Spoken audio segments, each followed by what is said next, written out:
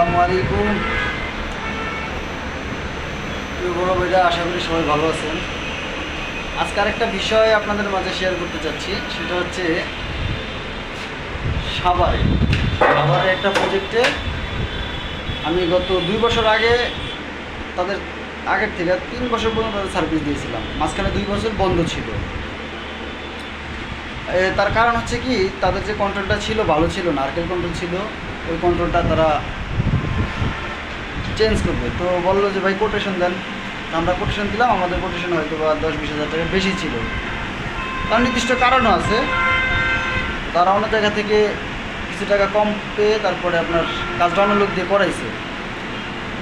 আলহামদুলিল্লাহ, ভালো কথা, কাজ করাইছে। 2 বছর পরে গতকালকে আমাকে ফোন দিল যে তুমি কোথায় আছো।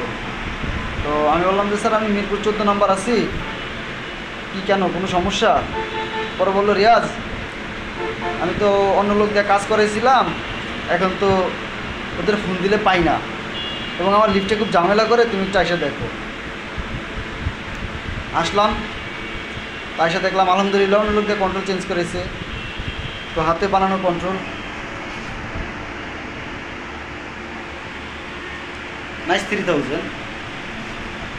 প্রবলেম আসলে কন্ট্রোলে না, আর যারা সার্ভিস করতো ওদেরকে আনার পর ওরা বলছে যে কন্ট্রোল চেঞ্জ করা লাগবে আপনার। এটা আবার একটা কন্ট্রোল নতুন লাগানোর পরে 1 বছর না যাইতে যদি কন্ট্রোলটা, 2 বছর না যাইতে কন্ট্রোলটা চেঞ্জ করা লাগে, তাহলে মূল্যটা কতটুকু? এবং যে কাজ করে সে আদৌ কি একজন টেকনিশিয়ান না ইঞ্জিনিয়ার, সেটা সম্পর্কে আমি জানি না। এটাও একটা ক্লায়েন্টের অনেক বড় ক্ষতি। আমি এসে দেখলাম যে আসলে কন্ট্রোলে কোনো প্রবলেম না, প্রবলেম হচ্ছে আপনার বাইরে ভোল্টেজের সমস্যা। ভোল্টেজ খুব ভ্যারি করে, ওটার ভিডিওটা আমার কাছে আছে। ভোল্টেজ এতটাই ভ্যারি করে যা বলার বাইরে। আপনার 220 ভোল্টের জায়গায় 90-80 চলে আসে। আবার যখন ভোল্টেজটা স্টেবল হয় তখন আবার আমার লিফটার কন্ট্রোলটা রান করে যায়। এখন কথা হচ্ছে, আপনিও কাজ করেন, আমিও কাজ করি ভাই। আমি বড় ছোটো এগুলো কিছু বুঝাতে চাচ্ছি না। অনেকে মনে মনে ভাবতে পারেন যে নিজেকে অনেক বড় মনে করে, না, এরকম কিছু না। বিষয়টা হচ্ছে আমি একজনে কাজ করি আর আমার মতো আরও 10 জনে কাজ করে, কিন্তু কেউ চাইবেন না ভাই একটা ক্লায়েন্টের ক্ষতি হোক। ক্লায়েন্ট তো বুঝে নেই, 2 টাকা যেখানে কম পাবে সেখানে তারা যাবেই। ওকে, ছেড়ে দেন, যান, আপনি ঘুরে আসেন গিয়ে। আমি ছেড়ে দিয়েছি, যান আপনি ঘুরে আসেন, 2-4 জায়গা চালান, তারপর আসেন আমার কাছে। তো দেখলো 2-4 জায়গা দেখছে, কয় জায়গা দেখছে আমি জানি না। যে লোক দিয়ে কাজ করাইছে, কিন্তু কাজ আর কাজের মতো হয় নাই। এই জন্য আবার আমাকে ফোন করা।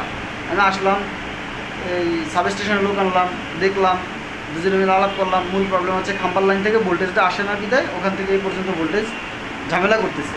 এই একটা ভোল্টেজের জন্য যে আপনি একটা কন্ট্রোল চেঞ্জ করে ফেলবেন, আপনি কেমন ইঞ্জিনিয়ার বা কেমন টেকনিশিয়ান সেটা আপনি বিবেচনা করে দেখেন।